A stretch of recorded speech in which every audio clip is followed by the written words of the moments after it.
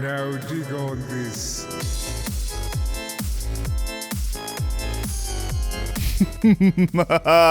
Welcome to Now Dig on This. I'm your horror meister, Mark. And I'm Britton. And today we're starting our 2 months of Halloween. That's right, you're actually going to get 2 months of Halloween for this podcast. We figured since Christmas gets to spread its tendrils into the other adjoining months, we might as well do the same for Halloween. And who knows, maybe next year we're going to do Halloween in November too, because right now we're just doing September and October. Yeah. Or maybe a whole year of Halloween. That's ambitious. We'll put a pin in that. Yeah, come on. So anyway, we're kicking this horror season off with what's supposed to be one of the scariest movies to come out of Japan, at least according to film critics and everything, called Ring. Now, there was an Americanized version of it called The Ring, starring, I think, Naomi Watts or something. I believe it was. Yeah, we didn't watch that version. I've never seen that version. This is the only... we'll watch that next. Yeah, no. Just to compare and contrast. Yeah. But, so this is my first exposure. I mean, of course, I know about a lot of the, some of the stuff, the girl coming out of the well and all that, but anyway, let's just get started. Why don't you give us a very, very brief overview about the movie Ring? So the film opens up with, kind of two gossipy high school girls kind of chatting about boys and the whatnot, and it gets into this local legend about if you watch this one video, you die in a week. Mm-hmm. And something happens, and pretty much one of the girls dies because spoiler, it's in the first 5 minutes. What's her name? Our main character. Reiko, I think it was. Yeah. She is a reporter, kind of trying to get the scoop on what's happening with this phenomena. So she starts digging around and finds that this one girl went with her friends to this cabin and finds this blank tape when she's about to check out and watches it, and it's a bunch of weird imagery.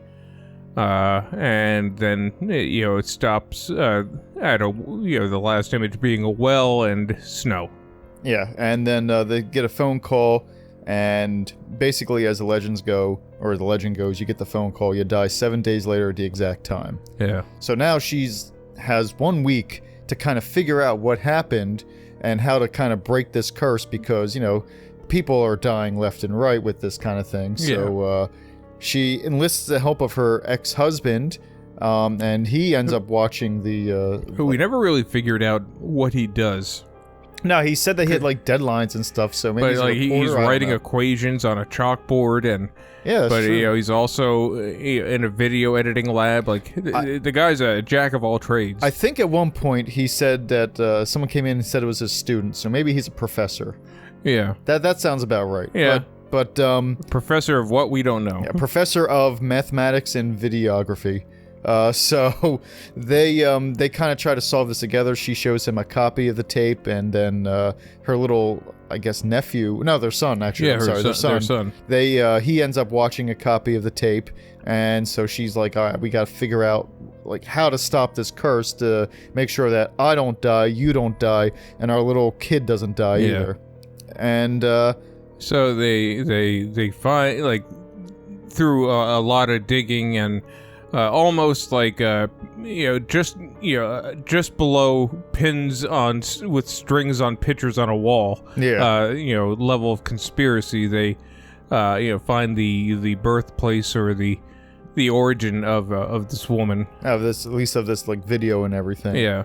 And really, that's it. I guess we can get into some more of the nitty gritty as we go along, but that's really all you need to know. Yeah, not a lot happened in this movie. I remember back when this came out, and I think the American version came out in 2002, and then seeing this one and thinking the Japanese version was better. Mm-hmm. And if that's the case, I don't know how bad the American version is. Well, because this one kind of had a lot of filler.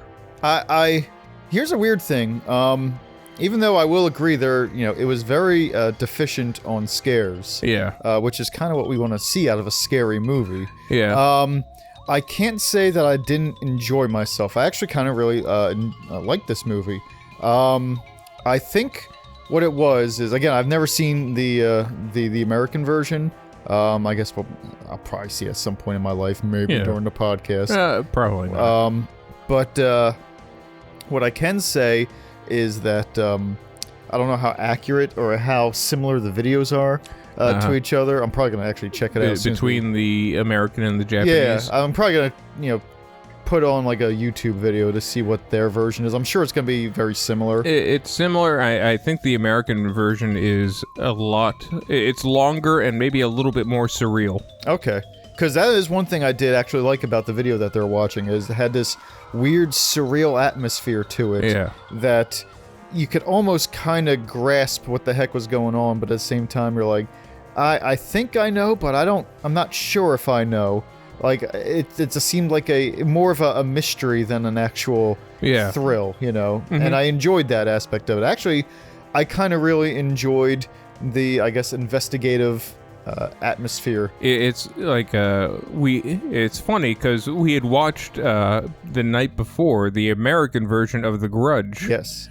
And this is kind of what you had wanted from The Grudge, because in The Grudge there was this detective or in the American Grudge there was this detective who was kind of on top of the case, going through his notes, trying to investigate, and there's some spoilers where he kind of knows what's going on, and he knows the history of what's going on.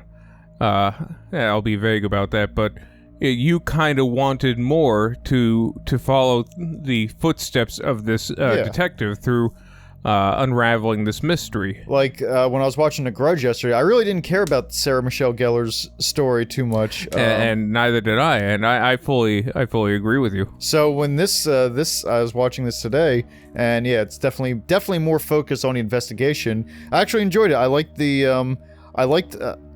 I guess the chemistry between our two main actors. I thought that he was definitely more kept to himself and definitely more introverted, I guess you would say, or at least trying to keep her at a distance. And she was definitely, I guess, more expressive. But they did kind of work well off of each other. And even though, again, it's sad to say that it wasn't a very scary movie, I did enjoy the urgency and there's this looming threat that hangs over them. I think the scares in this movie is less of a jump scare and more of a looming terror. Yeah, a sense of foreboding. It's more an atmosphere than in actual pop out you scares. And it almost felt like there was, especially when we get towards the end of the movie, the big main climax takes place when they find the well, and they're just dredging it. They're just pulling this water out and draining the well so they can, I guess, find the creepy little girl's body. So there was actually a feeling of despair that I think was hanging over a lot of the movie, but particularly at the end when she just, she can't lift anything anymore. She's kind of almost given up. Yeah. It's like all her strength has left her, and she's pretty much like that. Like, this is it. It's over. Kind of thing. And I'm like, that's a kind of a neat thing to have in a horror movie. You don't really see a lot of maybe despair over the situation. Yeah. Usually in all of your horror movies, it's fight till the very end. Mm-hmm. And it kind of captured the exhaustion of doing everything you can and that not being enough. But it was actually again, even though I can't say this was a classically scary movie, I do agree with you that it definitely had a nice atmosphere to it of horror. Yeah, it's and less dread. It's less horror and more terror. Mm-hmm. It kind of like how I hate bringing this up again, but more like Hereditary. It was. I think I'm bringing up Son-in-Law. No, that's that's all terror. Yeah, like Hereditary was not very scary, but it was very disturbing and had a lot of terror, more terrifying moments than actual horrific scares. Yeah, it is more drenched in dread, Yeah. and everything like that, which I can get behind. And I actually prefer dread, like the dread, that feeling in the pit of your stomach when it turns like for example the twist at the end of Whatever Happened to Monday. Yeah, I can get for behind. those of you who have seen it. Yeah, I've seen it. You showed it to me, and yeah, I can kind of get where you're coming from with that, and I do agree. I do like, there are times when I do like something that kind of grabs you and almost shakes you a little bit. Yeah. But let's go back, I guess, to the Ring, because I was actually doing some I'm gonna say research with air quotes. That's IMDb research, so you can take that's all you need. You can take it with a grain of salt. But one of the pieces of trivia for this movie was that the story of the lady who predicted the volcano and then was jumped into the volcano, it was actually based off of a true story. Oh, really? In a way. Now, there was a supposed clairvoyant, and there are, I guess, like, things that she was documented as to having, like, done or predicted, again, with quotation marks. Yeah. And there was a public display, like in the movie that they showed, where, she was writing down similar things off of, one card versus another and being able to tell what it was. All right. But in the actual history, there was a lot of questions around it, so that a lot of people think that she was just, that it was staged, or some parts of it were staged. A psychic not being actually exactly. psychic. So, but in real life, she actually, that's what happened. Like, the public kind of turned on her, and she went bye-bye, and that was the the end of that. But I did think it was kind of like there wasn't wells or anything like that in there. But I did think it was kind of neat. I was like, what, this is cool that at least that they took something that was actually part of, like history. I guess to us it would be similar to like Harry Houdini kind of, revealing, like snowball artists and everything like that. Yeah. Actually, it'd be pretty cool to have a, I don't know if this exists or not, but I think it'd be pretty cool to have a Harry Houdini horror movie. Maybe he's, maybe he's not like, the main star or character. Actually, no, scratch that. He is the main character. He's going around, he's disproving psychics and all that other stuff. And in our movie, we're going to deviate from the real history a little bit, because otherwise it would be boring. And he encounters a real one? Yeah, he encounters something that at least he can't explain in his own way. And I'm going to amend this. Okay. Since we're already off the beaten path of history. Yes. Houdini is the sidekick to Edison. Okay. I think there was a show not too long ago that was kind of like Houdini and Edison, or Houdini was it and really? Tesla, something like that. Huh. So you stumbled onto something that apparently was like an idea that worked, or at least that got made. Like it's like I don't know what the recent I guess it's kind of that steampunk genre. A little bit, yeah. I can see that. And because the early at the end of the Industrial Revolution, like early electricity, with Tesla and Edison, and I get it. It's an era that's just fit for making your own fiction.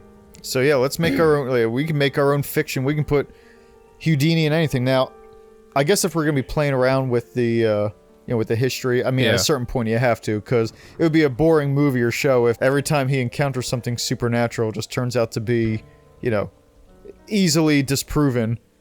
But I think it'd be interesting if he found something that he couldn't disprove and was actually supernatural, and B, maybe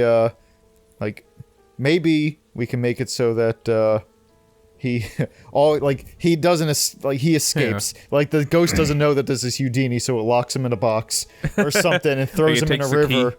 Yeah, he's like, it'd be hilarious if the ghost didn't know who Houdini. It's a ghost of another magician from like, I don't know, like the 16 or 1700s. Excuse me. The heck is wrong with you? One- It's that you watched Ring. Then you wait 7 days to get you. No, some monster went down the wrong pipe. But go ahead. Like some vaudeville era. Yeah. Like, Some vaudeville era magician that went wrong and is haunting everyone. like, something like I'm gonna go one better. It's not a vaudeville era magician that's a ghost. It's the ghost of Alright. H.H. Holmes. Oh Jesus! And he's got he's got this this twisted maze of like locks and keys. And of course Houdini is the one guy Yeah. who would be able to escape that thing. Yeah, and what does he reveal? Like, is it like because H.H. Holmes had all of these traps and stuff. Yeah. Like, and I think that was earlier Yeah, I than think so Houdini. too. So I guess like it's either maybe he comes across H.H. Holmes' stash of gold. Okay, let's see. What does he find? Because he finds something. H.H. Holmes haunts him and everything like that. He goes into the H.H. Holmes, I guess, murder factory. Oh, it was a hotel. Murder hotel. And like H.H. Holmes is trying to get him to stop finding what he's getting close to finding. And like the ghost of H.H. Holmes is like haunting the halls. And I think actually I don't want it to be something simple like gold or diamonds or jewelry. I want it to be a secret that is gonna bring the foundation of science like to its knees, almost like a Dan Brown-esque secret. Oh, okay. I thought it was just a secret like H.H. Holmes' closet full of dresses. No. I was actually gonna go along the lines of like he finds a not an alien, but maybe he finds a living group of dinosaurs. Or like he finds proof of an ancient civilization, like ancient as in millions of years old. Kind of like the first people from Fringe. Yeah. Like he finds a book written in a language that is like 4.2 billion years old. Yeah. And this is something I think we can up the stakes even more. I think we find the Piece of the true cross. No, too much. No. I was gonna say he finds like the mitochondrial Eve, like the very first like basis of all life kind of thing that all of us kind of share from one place to another. And if it's ever destroyed, all of life crumbles away. I want to say that he comes across H.H. Holmes' laboratory, where through some advanced machinations, like you turn on this thing and it's a portal, but it's a portal to heaven, and you do not need, you don't need to be granted access. You don't have to go there by God. You could just go to heaven, which is a big breach, through religion. So it's almost it almost has like elements of dogma to it, where you pass through the gate. Only this is like a direct path to heaven. And it drove H.H. Holmes insane, like which is why he, like, if you don't have to be a good person in order to reach the kingdom of heaven, what's the point? Mm-hmm. And that power drove him mad. And now here's the question. So first of all, if Houdini sees this is this is something that's gonna blow his mind completely. Yeah. Although, like, I imagine after all the traps and everything that he gets through, it's almost like the Goonies at this point, only heaven's on the other side. Yeah. But I imagine if once he gets in there now, okay, I got one better. Mm-hmm. So, he activates the portal and something goes wrong, and maybe he goes to the other place.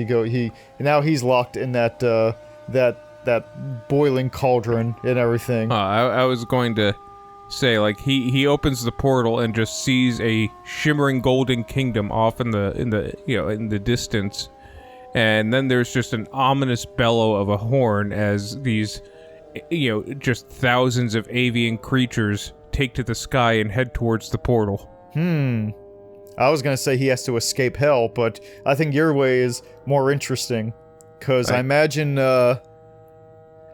See, here's the thing. Maybe H.H. Holmes peeked into the other side, but never went into the other side. Yeah. But when Houdini goes through the other side, that's when the horn bellows and they don't just swoop at the portal. Like, he runs out and then millions and millions of them come through before he can close it. And he kind of brings about the end of days. The end times. Now, here's the. I don't want the end times because we can't really sequel bait post end times. Well, here's the thing. Here's my next point.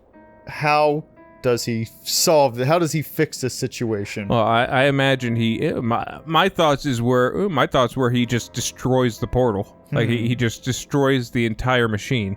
Okay, so he actually does the right thing. Yeah. And just closes the portal. Yeah, he just sees it as just a perversion. Well, I guess it kind of is science to get into science and religion as like this unholy alliance. Yeah, using science to bypass religion. See, yeah. I wanna go a different route. I want to say that he raises the terracotta soldiers. Oh my god! To fight against, so they kind of just they have a stalemate. Like he uses the end times of a different, he brings about Ragnarok in order to fight the Revelations. So there's just two competing end of the world situations going on. Yeah, and people are dying by the billions. And then I don't know, maybe because again we need a sequel bait here. So we have to push some kind of reset button at the end of it. I think like H.G. Wells comes in on his time machine. Yeah, or actually maybe we'll make a trilogy out of it. It's always trilogies with me. Yeah. But we kind of go almost a God of War route where it's like the only way that we can end this chaos and pretty much return things back to the way they were is by finding Pandora's box. Or is the portal Pandora's box? Oh, that's an interesting take. I would imagine it couldn't be, since it's the portal goes to Christian heaven. I guess. So I get it. So how do they solve it? I guess they would have to find the Ark. And okay, so that's interesting. I imagine it's like a ghost trap. I meant like the old Ghostbusters. Yeah, like they open the Ark and all the angels and everything just gets sucked into it and closes up. Don't look at the trap, Ray. I looked at the trap, Ray, and then his face starts melting. Exactly. So that would be interesting. Yeah, that would actually, I guess, be the best way to do it. Where it, although it traps, like, just basically, Heaven's got more warriors. There's more terracotta soldiers. There's more Ragnarok things. I imagine these are just a very small fraction of all that stuff going on. Imagine the terracotta soldiers just turn back into statues. The angels who are sucked into the Ark. It's just a one-way trip back to heaven. Yeah, everything's fine. Like, it's just a way to kind of to put things right, reset the field. And all right, so that's I guess that'd be the end of our second movie, where he finds this, because the second movie is now a treasure hunt. I guess technically the first one was too. Well, first it was trying to solve a murder, and it turned out that H.H. Holmes went crazy from the heaven portal. From the heaven portal, and so the second, the first one is like Goonies, only with a heaven portal. The second one is like Goonies, only they find the Ark of the Covenant. The Goonies with a little bit of Raiders. Yeah. So the third one, since everything's solved now, I want the third one to be completely different. I want it to be Goonies, only in Nakatomi Plaza. I was thinking in the third one we have an anti-Houdini. And who would be the anti-Houdini in that era? Let's see. I guess it would have to be, because Houdini was very much, first of all, he's like a magician, escape artist. Yeah. But he was also somebody who, 100% didn't believe in the paranormal. He's a skeptic, I guess, until he finds a heaven portal. So it would have to be someone like Aleister Crowley. Yeah, or someone who's, you know what? Maybe we'll, I got it. Beetlejuice. It's always Beetlejuice. I don't think he would be, but I think we can rearrange the mythos so that he is. I want to say Oscar Wilde. Yes. Okay. I can live with that. Oscar Wilde, I don't think has anything. Oscar Wilde is nothing like Houdini. Yeah, it's and that's the point. but we'll make some lore that he was a part of a secret cult. It's almost a Lovecraftian cult where he's praying to the old ancient ones, the ancient great ones rather. And he almost has, I imagine Oscar Wilde has a power that's almost Dorian Gray-ish. Yeah. Where if he writes about you and puts you into a book, like, you can never read that book that was written about you, or you'll become old and, wither and everything.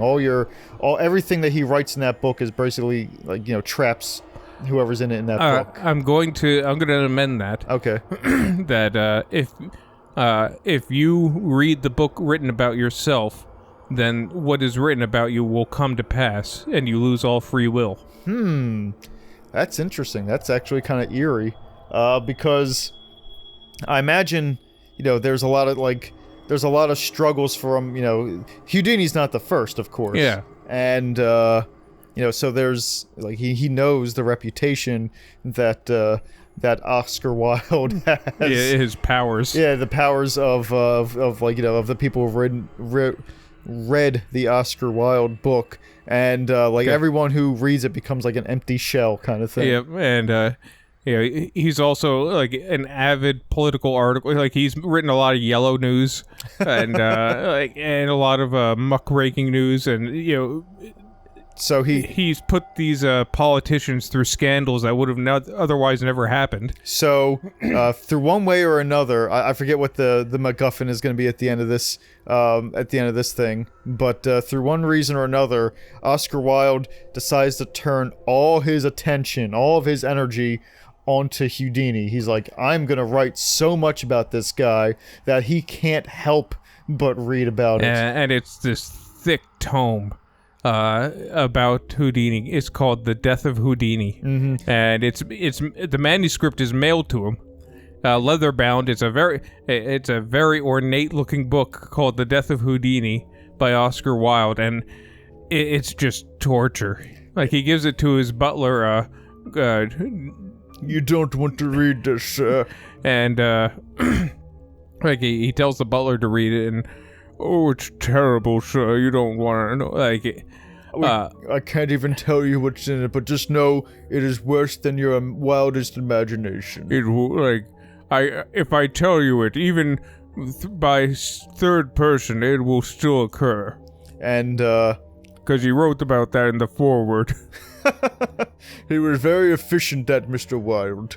Now, I also imagine that, this book is mailed to him, but that's not the only thing. He's writing about him in papers, he's writing about him, newspapers, print, everywhere he goes, he's writing, there's, snippets of it, and, basically, if he reads one thing, it's it kind of, things that are written in newspaper and then Houdini read my book, so that if he reads about that, he's gonna end up reading about the book. And, Houdini's turning away, telegraphs. Yep. Especially, and I imagine even that gets a singing telegraph that he shoots. Yeah. Now, how does he solve this other than, I guess, plucking out his own eyes? I imagine he goes to a sensory deprivation tank. And I don't know where to go from there other than to keep him there until he dies. Let's see. Know what? Maybe he. That's tough. It's such a weird. Yeah. Weird chat. Don't read this book. Okay, but I want to. Yeah. He somehow gets Oscar Wilde to write about himself. Ah, I see. So he's got to trick Oscar Wilde into writing a book about himself. Yeah, and it's tough. How do you convince an author that has the power to control reality through writing to write a negative piece about himself? I think I have an idea. So Harry Houdini invents autocorrect. And, he's like, yeah, go ahead, but you couldn't even write a story about Oscar Wilf. And so he starts typing on the new word processor, and it automatically autocorrects it into Oscar Wilde, and it's trapped him. Yes, I went to autocorrect. Harry Houdini unleashed an evil onto this world, but it was to prevent Oscar Wilde from doing any more damage. I imagine. I think I got it. Okay. So, I imagine in this Oscar Wilde is a very vain man. Okay. And a manuscript is sent to him by a fan or like maybe Her Majesty wrote a manuscript about yours truly, sir. Please, she does request edits. Okay. And he goes through and edits it, edits punctuation, but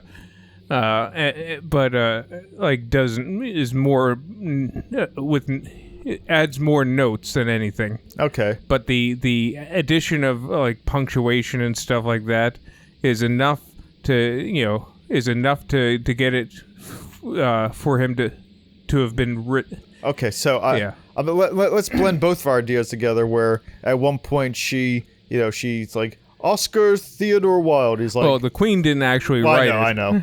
But Oscar Theodore Wilde is like, my name. No, it's Oscar. Loomis. I don't know what his middle name is. Oscar Lucas Wilde. And by doing that, he accidentally wrote himself technically into the book that was about him. Well, and it's Houdini who wrote it, of course. Yeah. Well, Oscar. The end of the book is signed by him, so he reads the whole thing. Oscar Lucas Wilde. Nope.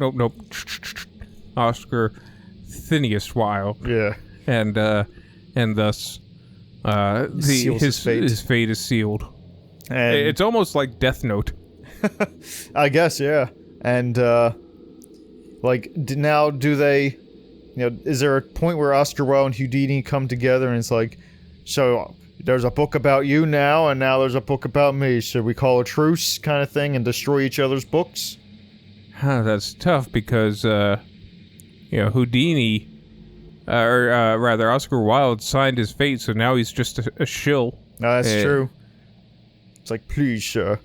Please. Unless the manuscript is, I don't know. His fate is sealed. His fate is sealed. He's, just going about his days. I imagine he wrote embarrassing stuff about him, too. Like, Oscar Wilde goes to the apple orchard with his pants down. Like, I do not. Oh no, I'm compelled. Like, I also imagine that, he's a tip of the hat to you, sir. You've bested me. And Houdini moves on, and after a few years, he feels that the epilogue of the story is like, I've conquered it. I've conquered all of this. It's like a little peek won't hurt into this book. Yeah, like I imagine something like it. Something he gets killed, like Oscar Wilde, and with Oscar Wilde dead, he thinks he can take a peek. He's safe, yeah. And it's like, appendicitis. A punch to the stomach, huh? What are the odds? Anyway, I got that big show tonight. Yeah, and that would be it for the Houdini trilogy. Yeah, I gotta say that even though it's a we're making it into like this, I can't even say it's a fun story because it really does deal with a lot of concepts which are borderline uncomfortable. Yeah. Like a double or a triple end of the world kind of thing. Yeah. Pandora's box and the loss of free will. It's like this may be one of the most uncomfortable things that we've ever thought about, which is perfect. Yeah. For a Halloween broadcast. I imagine there's like a MCU thing where, like after I guess Houdini's being carted away, clutching his appendix. After they wheel the stiff out of there, Nick Fury. Yeah, Nick Fury comes into the audience and talks to Tesla. And here's the thing, like I always liked Tesla, and now Tesla kind of became a thing. Like he's in everything. Yeah, like Tesla has. Remember back in like the early or mid 2000s where like Vince Vaughn and Owen Wilson were in the same movies again, like the same comedies. Yeah. Like that's what Tesla has become. Yeah. He's just everywhere now. It's like, man, I used to like these guys, but they're kind of getting overplayed, Tesla. And I think part of it is people have been kind of doing Tesla wrong. Like Ancient Aliens. Oh yeah, Ancient Aliens. I think the only thing I liked characterization of Tesla in is was it The Prestige? Oh yeah, where he was David Bowie. Yeah. Yeah, that's and you can't do wrong with a David Bowie Tesla. Yeah, actually, the funny thing is when I saw The Prestige, I didn't really know too much about Tesla. I just knew the name. Yeah. So I was that was like really my introduction to Nikolai Tesla was The Prestige. Mm-hmm. And I was like, what an introduction. Like, this man will always be David Bowie to me. Yeah. And turns out he was a bit of a weirdo. Yeah. I mean, but he was a hell of a singer. Yeah. Oh, I get it. Yeah. Tesla. So, now I kind of want to go back to what I was saying before about how this is definitely one of our most uncomfortable topics of discussion for our podcast. Which actually is, like I said before, it does kind of work with the Halloween setting. I do kind of like that. So let's take this opportunity and talk about spooky things because it's Halloween. Because I honestly want to say that the idea of having your free will stripped from you is kind of more, I guess, existentially terrifying than like a skeleton falling down or popping up or something like that. You know what I mean? Because I do imagine, even though their free will is stripped from them, they're still conscious of it. Yeah, exactly. Like having your free will consciously stripped from you and not being able to control your destiny anymore is way more terrifying than the Wolfman. Yeah, and just the thought of just you're going through, you're just pretty much a marionette. Yeah, like I wonder if there's because I'm not gonna get too deep into philosophical blah blah blah for all this. You know, I don't want to get too topical. Yeah, I don't want to get too like crazy with this, but I do think it's kind of fun to think about things of that nature. It's like things that on its surface isn't scary, because we label scary as things like, you know, ghosts or snakes, you know, or mummies, you know, or eggs, but but like, what is things that actually are kind of more scary than that? Like there are circumstances that are far scarier, and that's what I was kind of getting to with Tesla? Well, not just that, just existential dread in general. Yeah. And that pit of the stomach. I remember seeing I was going to show this YouTube video. Actually, I might skip this story and still show it to you. But you'll forget. I probably will. But I always like the rug being pulled out from under me and like, holy shit. Oh, okay, I see what you mean. Like Soylent Green as people. Yeah, I get you. Or that, you know, Kaiser Soze was, I don't know, I've never seen the movie The Usual Suspect. Or that Doofy was a killer in Scary Movie. Oh, spoiler alert. Yeah. That's only 20 years old. Yeah, you had your chance. Yeah, you had 20 years to watch it. You weren't going to watch it. It's not even that good. Look, I knew Soylent Green was people before I watched it, so you can get over it too. Yeah.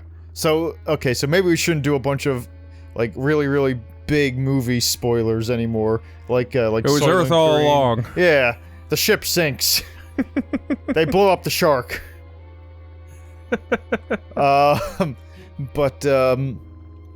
But it is kind of it is kind of interesting. Like you said, like I'll have to try to ask you to remember that when we leave here. But it is kind of interesting to think of things that, like, on their surface don't seem like they'd be terrifying, but they really are. Like, you I could go for something easy or, funny, like, your number is one digit, your phone number is one digit away from a 24-hour taxi service. That's terrifying. Yeah, I guess. Like, That was a Johnny Carson thing, actually. That was a fun, that was something he had, but go ahead. But I always like to think of, one thread of stories I often do is, I often think of, like, different, different story scenarios that take on, almost a biblical level of awe. Okay. And that is kind of the thing I always find interesting is that that line between awe and terror. I have a couple things to talk about, which actually kind of does scare me a little bit. But I guess I'll start with probably the easiest one, and it's weird that I'm actually going to be going back to an old Twilight Zone for this. And it was like the old run, like the 60s. Yeah. Because even though on the surface a lot of their stories were just kind of, silly in a way, like, they really dealt more with the human condition than anything specifically like, a three-eyed alien, that's scary, you know what I mean? Yeah. But there was an episode where I'm going to do a very, very, very brief rundown of it. So there was this episode where... Is that Burgess Meredith? That's a spoiler. I'm Spoiler! not going to tell you if it was Burgess Meredith or not. All right. It wasn't. But that's another spoiler. But it was this young woman. It was back in, I guess, like the the turn of the century kind of thing. Yeah. And she has a choice of two lovers. One who's like a financially stable gentleman who their parents want her to marry, so she'll have financial stability, or like the person that she is actually really in love with. And everything like that, but he's like a little bit more he's definitely less stable, but they're more it's more emotional connection. And she's out for a walk and she sees like this twisted old hag on a horse running up like on a cliff near her and shouting at her, and she gets scared and runs away. And she goes home and she talks with her father and her parents, and she decides to run away with the man that she's actually in love with. So they elope? Yes, they elope. And we cut forward to like 40 years where her life is absolutely miserable. And she's like she wishes every day that she could have made the choice to marry the more financially stable man, because their passion wore off very quickly, but now she was kind of stuck with him for the rest of her life. So she's out and about, and she comes to this cliffside and she sees herself down there, and she shouts at herself, like just try to warn her not to make the wrong decision.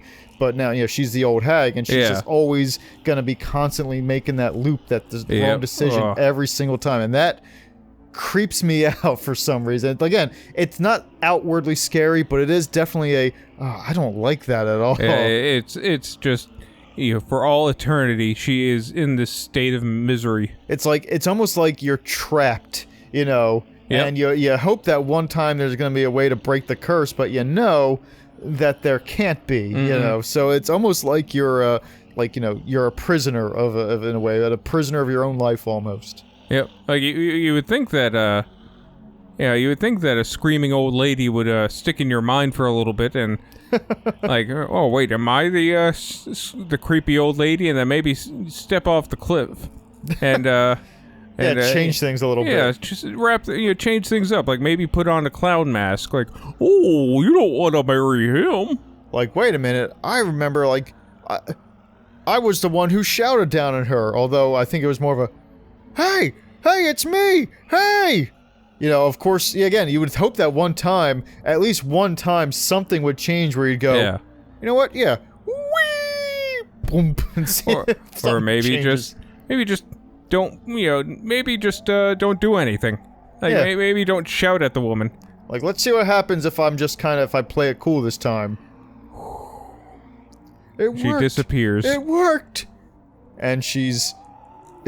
what does that imply? She died younger? I don't know what it implies. Like, I mean, the old lady disappears. Yeah, like, without this, the financially stable man, he was involved in the market crash. Well, I was thinking more, she's not this bitter old hag that's going to jump off a cliff. I guess. I guess if you want to think of it like that. Or now she's a rich hag that can jump off a cliff. And a actually, fancier cliff. She's actually just wearing nicer clothes, but she's still miserable. Yeah. So she's like, I don't know I don't know if I should shout anymore. Do it. You do you. As she shouts at the little boy that was going to go to Scrooge. Like, you young lad, what day is it? Yeah. And he just stays a miser.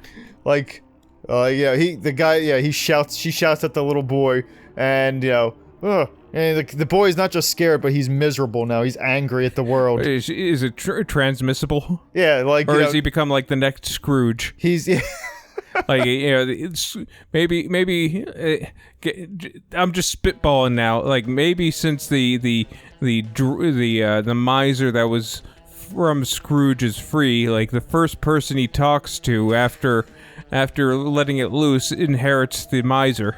They inherit the miserliness. I thought it was just gonna be more of a blah, I hate the world. Hey lad, what day is it today? Shut up! Bite me, you old dick. You know what? Cratchit, get in here. You're working on Christmas. And you know what? You're fired. And you know what? Your son's working on Christmas too. And I broke his other leg. You know what? Give me that cane. It goes in the kindling. Trust me, you'll thank me next year. When you when you have one less mouth to feed. Dark, it's scary, but why always talk about Christmas on our Halloween podcast? I don't know. Maybe we're the tendrils spreading the Christmas joy throughout the year. We're the monsters. We're the Christmas monsters.